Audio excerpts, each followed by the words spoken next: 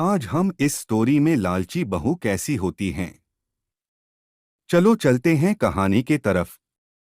एक समय की बात है, एक छोटे से गांव में शारदा और सीता नाम के कपल रहते थे।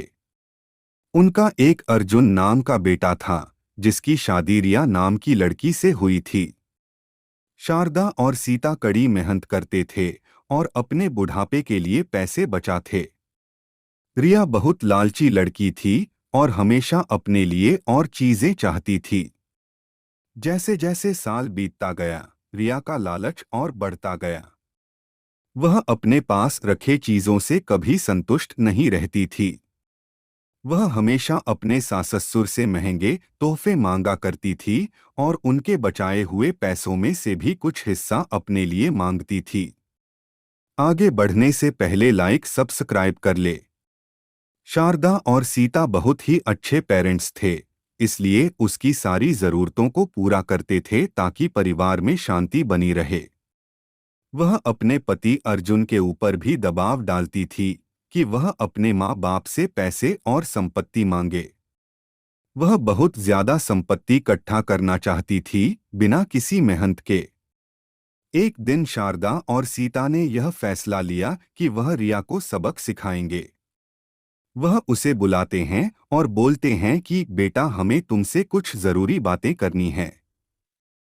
हमने यह फैसला लिया है कि हम अपनी जायदाद का कुछ हिस्सा अपने बच्चों में बांटेंगे और उसका कुछ हिस्सा तुम्हें भी देना चाहते हैं। रिया खुशी से झूम उठती है क्योंकि वह हमेशा से यही चाहती थी। लेकिन शारदा और सीता के मन में कुछ और ही चल रहा था। उन्होंने एक पत्थरों से भरा हुआ बैग उसे दे दिया और बोला, बेटी, यह तुम्हारे हिस्से की संपत्ति है। रिया उस बैग को देखकर गुस्सा हो गई। उसने उस पत्थर से भरे हुए बैग को जमीन पर फेंका और जोर से चिल्लाते हुए बोली कि मेरी मजाक उड़ाने की तुम्हारी हिम्मत कैसे हुई? मुझे पैसे चाहिए, ये पत्थर नहीं। शारदा और सीता ने शांत तरीके से उसे समझाया और बोले, रिया, सच्ची संपत्ति सिर्फ पैसे और चीजों के बारे में नहीं है। यह प्यार, दया और जो कुछ भी तुम्हारे पास है, उसके लिए आभारी होने के बारे में है। हमने हमेशा तुमसे प्यार किया है और तुम्हारी देखभाल की है, और यह पैसों से भी अधिक कीमती है। रिया को एहसास हुआ कि वह लालच में कितनी अंधी हो गई थी। उसको अपने किए गए बर्ताव के लिए पछतावा होने लगता है।